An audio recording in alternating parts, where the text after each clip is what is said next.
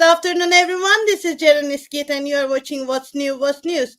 Yes, as a long break, I am back now, and we are starting with a very exclusive topic today. I have a very important guest today. He is an exiled actor and director. I don't like calling it an exiled someone, but of course this is the reality, and he is in our studio now. Let me invite Memet Alabora from Türkiye. Welcome, Mr. Alabora. How are you?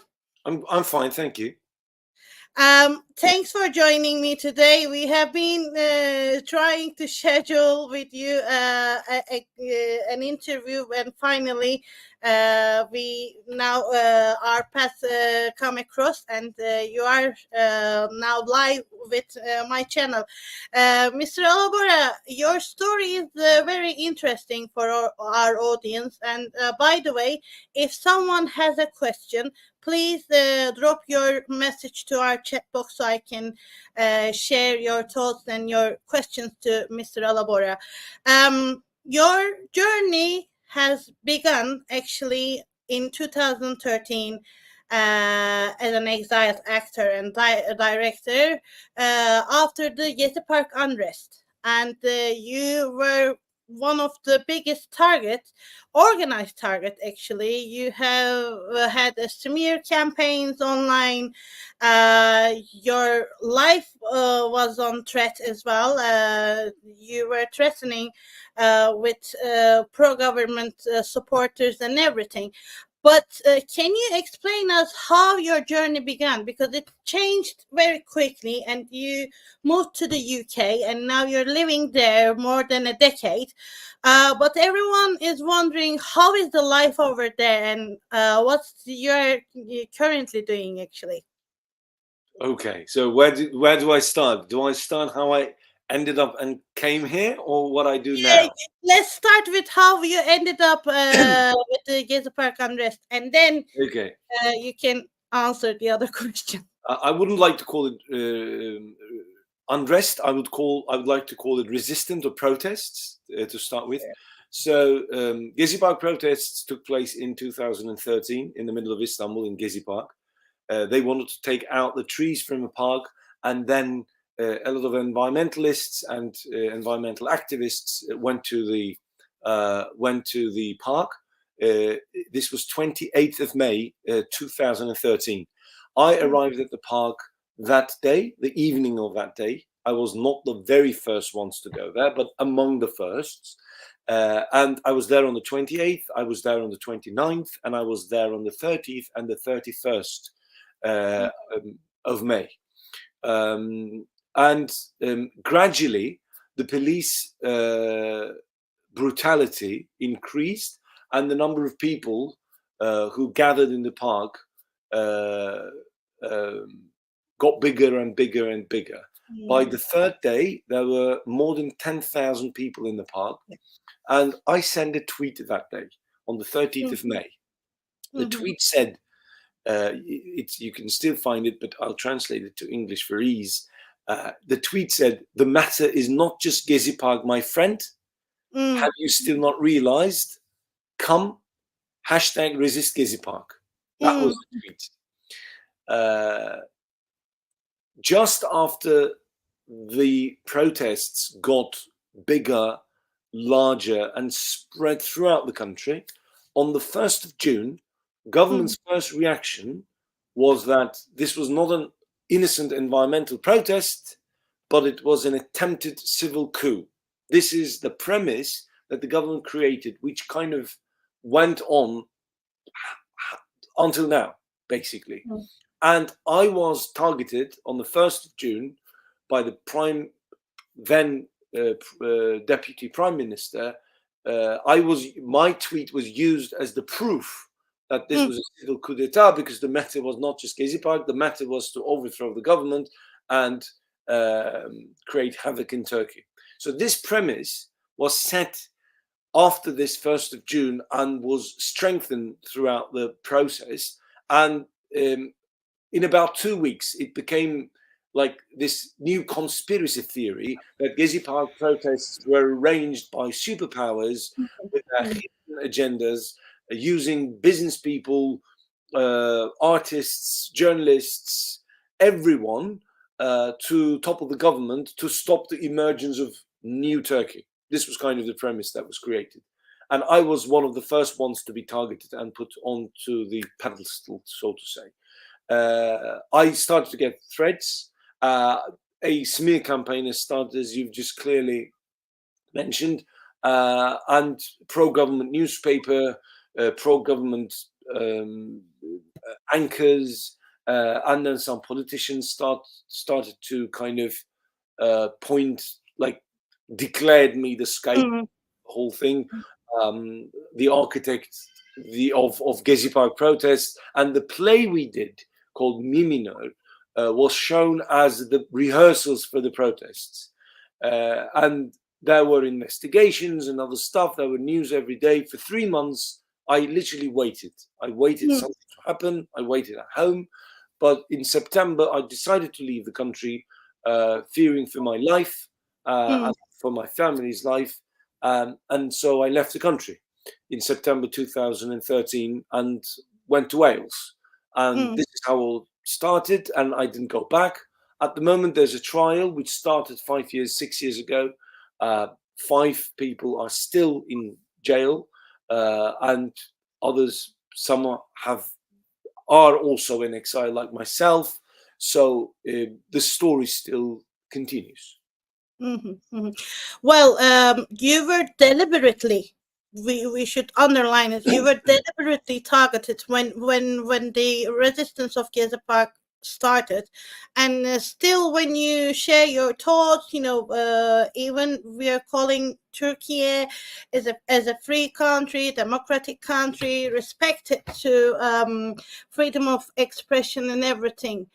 Why do you think that you were an activist as well? I mean, myself, I knew it from the beginning. You weren't someone like distance with the incidents or any. You always shared your thoughts as well. Whatever happens in Turkey, so you were kind of a figure for everyone, actually. But do you, what do you think that you were actually and deliberately targeted that time? What was the aim of it? What was the? I mean, that's really a very hard question for me to answer, because sometimes I really don't know. Among all these people, why it was me? Obviously, we could have some clues and look at some of the hints. Like, I have been involved in activism and politics since the beginning of 2000s, starting with the anti-war movement. I was the president of Actors Union back then, and I was one of the founders of Actors Union.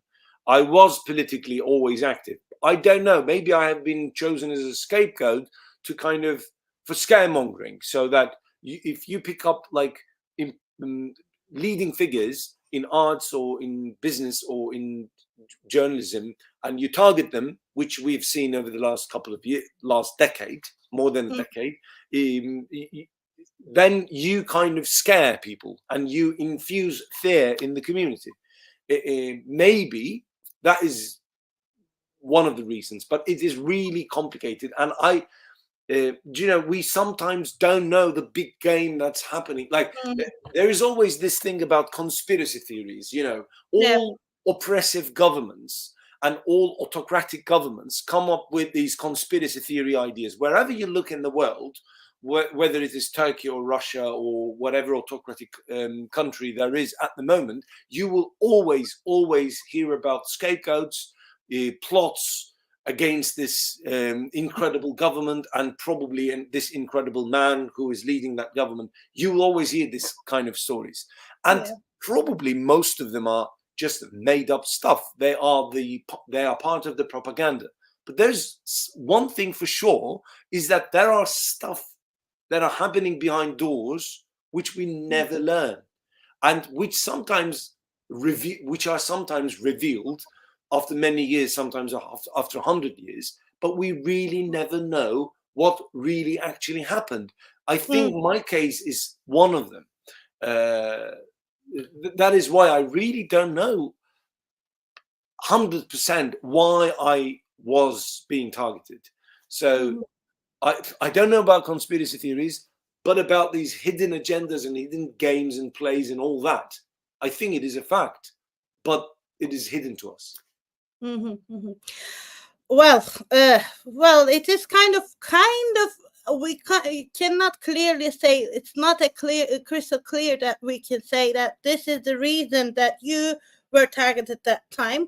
But of course, being a important figure as an actor, as a director, as a theater player, I think, and you were very popular with the TV series of Yılan Hikayesi, and they were calling you Memory. Maybe that kind of thing, because I mean, it's kind of phenomenal. When I was thinking myself, I was a teenage that time, watching Memory that time, and it was kind of very spreaded in Turkey, and everyone was loving that TV series. Maybe that was one of the reasons, and you were a very strong figure in Turkey. And also your background, your family, your father was another activist, an actor in the 1970s, and he was prosecuted when the coup happened in Turkey. So maybe that kind of things, but of course we don't know the obvious reasons. But there are obviously things that we know as well. So this indictment that put innocent people in prison at the moment, it was the Gezi 7, now it is Gezi 6, Gezi 5, that indictment was prepared by the now called illegal organization, now declared to be the illegal organization, which wasn't at the time, by the Gülenist prosecutors. So we know that. And for 5 years, it was kept in a safe, wherever in the judiciary system they keep them, I don't know. But after 5 years, it was put in action. But that indictment, from word to word, we know that, was prepared by Gülenist prosecutors. So we know few of these things, but as you said, not the whole picture. No. And when your life started in Wales at the beginning, and now I think you're based in London, but how was it for you? Because it was kind of, maybe we cannot say upside down, but it was a huge change. It's my surname. Sorry? Upside down is my surname. So my surname literally means capsizing in English. Alabora means capsizing. Alabora, in a way, yes, your life becomes capsized. But so how was it at the beginning and now? At the very beginning, it was a very interesting experience, obviously. At the very beginning, it was like fish out of water, because it is that had I come here through I by the way, I had made a decision to move to another country years ago, before everything happened. But it was going to be normal circumstances, obviously. But when this happened, which is an extraordinary circumstance, you don't understand what's happening. And for about, we immediately start talking to people, networking, try to look into ways how we could produce stuff. But it took me almost a year to kind of act, to do something on our own, our own project. We had been seeing people and meetings and all that stuff, but still the shock effect was there for more than a year. And the first project, but actually even after I moved to Wales, I was in an opera in Freiburg, just like after 4 or 5 months. I've done a couple of other things. Now I'm thinking it wasn't like, but in order to produce the first show, it took me more than a year. And then, but Wales was so welcoming. I not once felt like a foreigner, a stranger in Wales. So that's why I still call Wales home. Mm-hmm. And of course, I remember the time when you premiered in BFI a short film, and it was a huge success as well. But the latest one was Wales is a Nation of Sanctuary. It's Yes. a short film that you were awarded Charity Film Awards, and you gain an award from there as well. Let's watch it because it's only 1 minute, and then we will speak about it.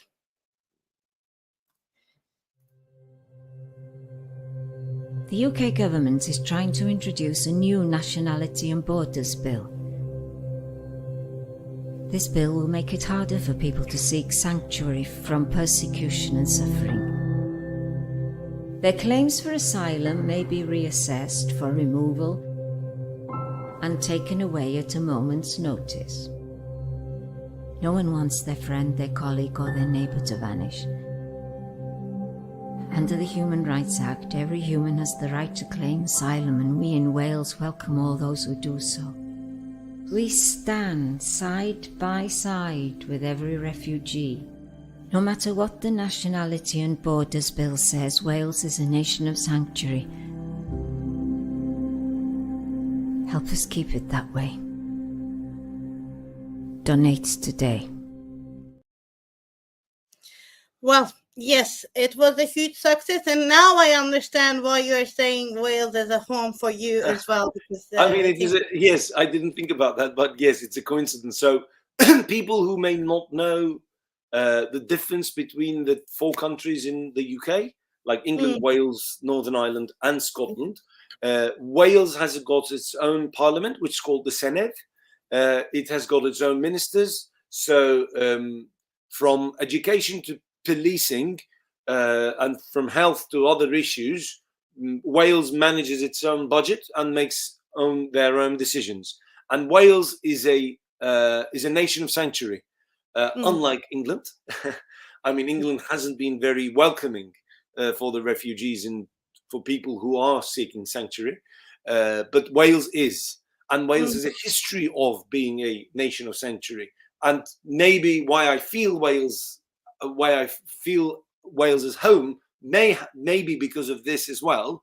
But yes, it was amazing to work on this project and just to align with everything, my story and the film and working with Welsh Refugee Council. It was great. Yeah, and it was the time when Rishi Sunak was in the parliament, and also there was a huge controversial discussions about the Rwanda camp, sending the refugees to the Rwanda camp as well. And as a refugee that you call yourself as a refugee, I mean, you're an immigrant, of course, in the UK, but when you consider that kind of circumstances and the issues in the UK, how did it change with the new government now? This is my first question.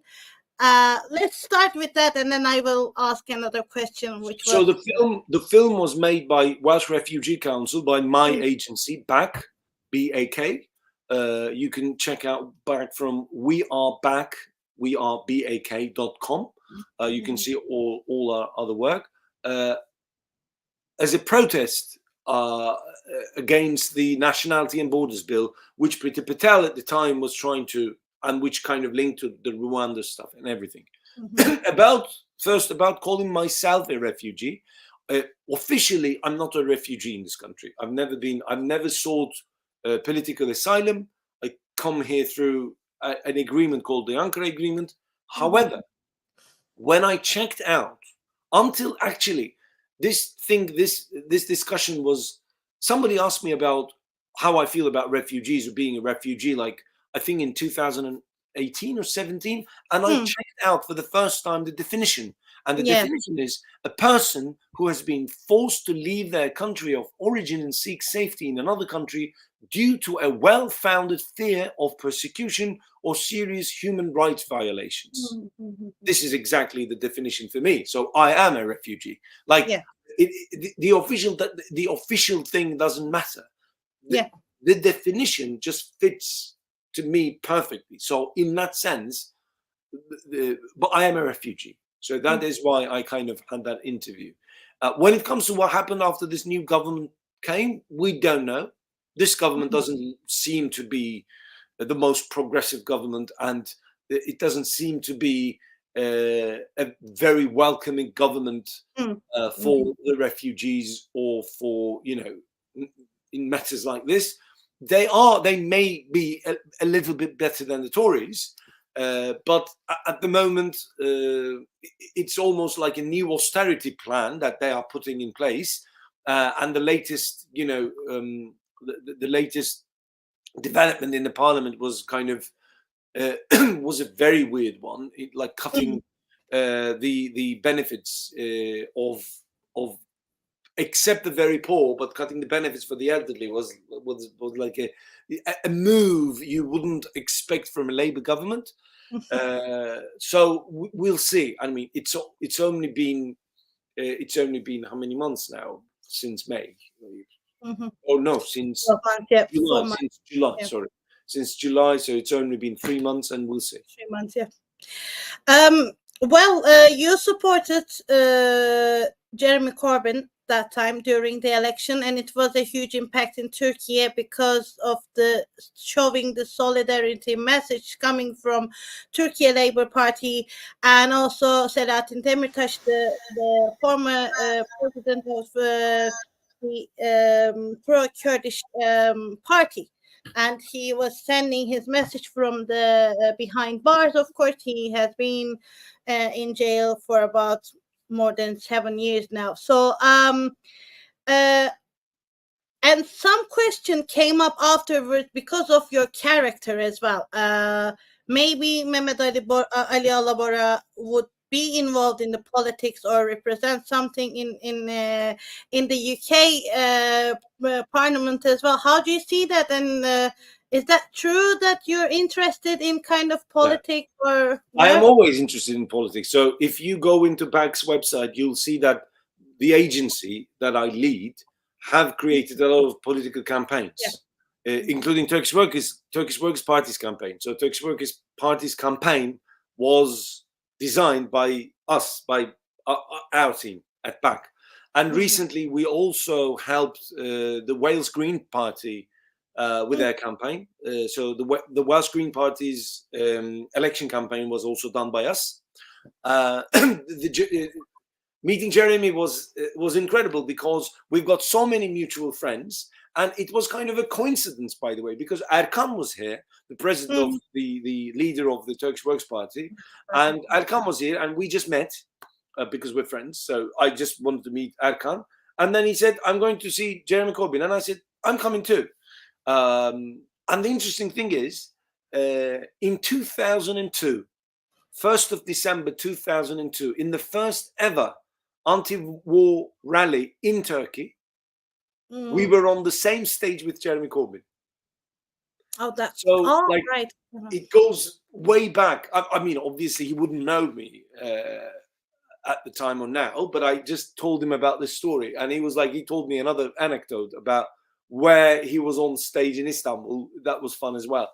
But I mean, we're natural allies, obviously, because Jeremy Corbyn stands for everything that today Labour don't stand for. You know, whether it's the right of the refugees, whether it is what's going on in Gaza. You know, the Labour government has been very silent about what has been going on there, which is now bordering on genocide. I mean, so it is. So it was so natural for me to just be there and, you know, share a platform with him and just to give him my support. I hope it was helpful. Obviously, Jeremy is a very strong figure in British politics. But what happened to Jeremy also tells you a lot about the British politics. Yeah. You know, sometimes people accuse Jeremy of many things, some of which are completely not true, and some of which are created by the establishment. But people sometimes tend to forget how the establishment panicked, the British establishment panicked in 2015, 16 and 17. And I remember some headlines in some newspapers which I couldn't believe my eyes. I thought this could have only happened in Turkey, but stuff happened to Jeremy Corbyn. So Jeremy Corbyn is the perfect embodiment of how the British establishment could just literally take you out of politics completely and try to politically assassinate you. And so you don't have any kind of plan to involve any kind of politics in the UK? I mean, if this is not being involved, having no. I'm talking about like a political figure or any kind of potential MP. I always preferred. Candidate. Sorry? I always preferred to be involved in politics in the streets as a campaigner. You know, in the resistance and social side of it. I never believed, not believed, but I've never been confident in the parliamentary politics. I've never been interested in the parliamentary politics, but I've always been interested in politics that is on the streets, that is by the people, for the people. So, yeah. And also, I'm wondering, this is a personal question from me actually. How do you learn Welsh? Because Welsh is a very difficult language. I mean, this is my, of course, prediction. I don't know. I have no clue. But you played in a TV series speaking Welsh actually, and it's kind of a complicated language for me, very complex. And how do you learn that, like speaking like a mother tongue? Actually, it's kind of my question that I'm wondering. I'm not fluent in Welsh. I can make do. I can kind of survive, but it is still a lot of effort for me to learn words and to deliver them. I use Welsh because in the agency we use Welsh daily, but I can't have a long pursued conversation properly. Not yet. But it was very important when you live in Wales not to kind of at least familiarize yourself with the language. I think it would have been very ignorant of me. So I'm happy that I kind of have at least a feeling of the Welsh language. But I for example, couldn't deliver this interview in Welsh. So I hope I could one day, but not yet. But obviously acting is different. But it took me shingles. It took me having one shingles and a lot of stress to learn my lines and deliver them for this 6-episode show that we've done called Flan. Yeah, I see. It's for me, it's a kind of a very complex language. So even trying not being fluent but understanding the language is very important. So you are succeeded on that from my point of view, to be honest. Well, we're coming to an end now, but I want to ask you one more question before. I don't want to take your time too much as well. Now you established a new thing actually, and I think it came during the pandemic. It's called Gathering Life. It started with an idea with meyhane in Turkish, like we have a national drink calling it's rakı. We like it with mezes and everything. I did an interview with Paul Osterland, an American journalist who has been living more than a decade now in Turkey because he fell in love, and he as well know all the cuisine of Turkey as well. So, but you came up with an idea and you started during the pandemic, but now it turned kind of an online social life kind of thing style. Yeah. Can you briefly explain us what is Gathering Life now? So Gatherin is a platform, a social video platform where anyone can open an online place. Now, what is an online place? It's a virtual place constituted of tables, virtual tables. So 50 people can come into one place. So there are like book clubs, meyhanes, pubs, bars, socializing places, cafes,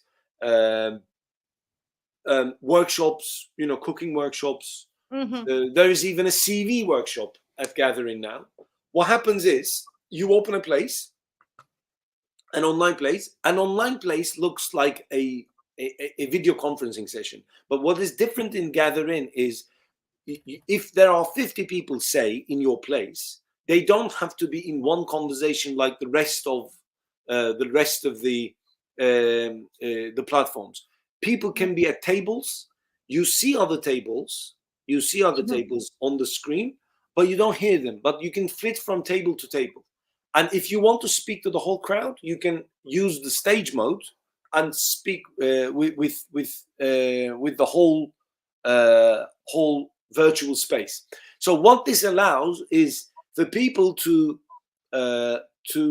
socialize and literally find like-minded people online. And now we have created a new feature on Gatherin, which is Gather Now. And Gather Now is a space which is 7/24, open 24/7, and you can go into Gather Now and you can meet like-minded people. It asks you a couple of questions and then matches you with like-minded people. So it is an incredible socializing platform. We call it a global neighborhood. If you are detached from your own crowd, or if you've moved, or if you are alone in a specific interest, it doesn't have to be, oh, I'm alone at home. I can't. It's not that. But maybe you are, say, a cooking enthusiast, and you can't find people who share the same tastes with you, or maybe you are a film enthusiast and you can't find many people to speak films about. That is Gatherin. So you can go to Gatherin and find a place for yourself, or create your own place, or go to Gather Now and find like-minded people and find your crowd. Well, this is a very kind of good idea, especially for people who feel homesick, because yes, this is for me when I used to live in the UK. I mean, if I would have had such platform like that, maybe it would have been very easier for me to live in there as well, maybe longer than what I used to live. Because I mean, this is very good and inspiring project for everyone, and everyone is welcome, right? Everyone can now on the 18th of September we are celebrating the World Gathering Day. Did you know about the World Gathering Day? Yeah, I've seen it on the online when you. But did you know it before? Did you know that 18th of September is the World Gathering Day? No, because we made it up. Years. Because we made it up. So 18th of September, we're celebrating the World Gathering Day. What you could do, you could arrange a gathering, an offline, a physical face-to-face gathering where you are, or you can come together now and hang out with like-minded people. That's what we're going to be doing. Wonderful. My last question before I forget, I want to ask you that as well. How do you see Turkey at the moment politically when you live in the UK abroad and not coming to Turkey now?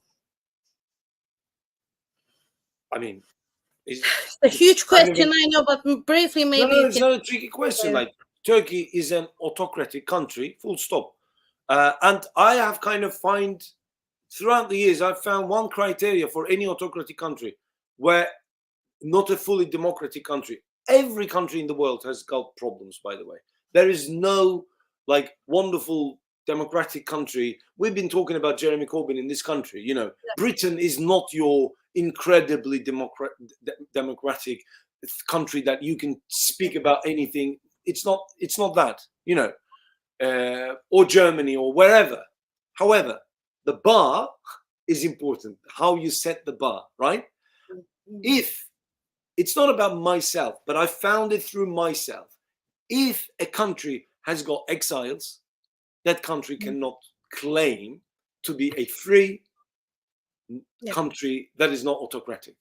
If a country has exiles, then it is either on the brink of becoming an autocratic country or either one. So that is the case for Turkey as well. So Turkey has got exiles. Turkey has got a lot of people in jail. You know, the other countries don't. They have got a lot of sins. They have got a lot of problems, but the countries who at least consider themselves where the bar is lower, you know, at least they don't have journalists in jail, academics in jail, or exiles. So this is a very simple criteria that you could put and look at any country, you know. Well said. Well said. Enough said and well said. Thank you. Well, I hope justice will arrive soon with your files as well, and I hope all the people who are in jail now with in Gezi Park resistance and other journalists as well, because if Turkey calls itself as a free, respected freedom of expression, press freedom, etc., then all the figures must be released soon, and hopefully justice will arrive for your files as well. Thank you very much, Mr. Alabora, for joining me today. I think we had a really nice conversation today, discussion today, and thanks for sparing your time with me. Thank you. Thank you for having me. Cheers. Bye. Bye.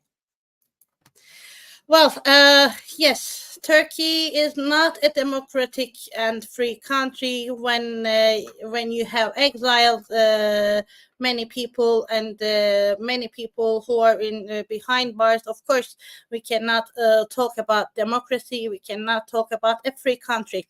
Well, we came to an end today. Please remember, independent journalism is very important, and do not forget to support me. Subscribe my YouTube channel, and you can also support me on Patreon account as well. All the details is under this video, and share your thoughts with me. I'm reading all of it. Next week we will come up with a new subject, new discussion. Till then, have a lovely weekend. Bye bye.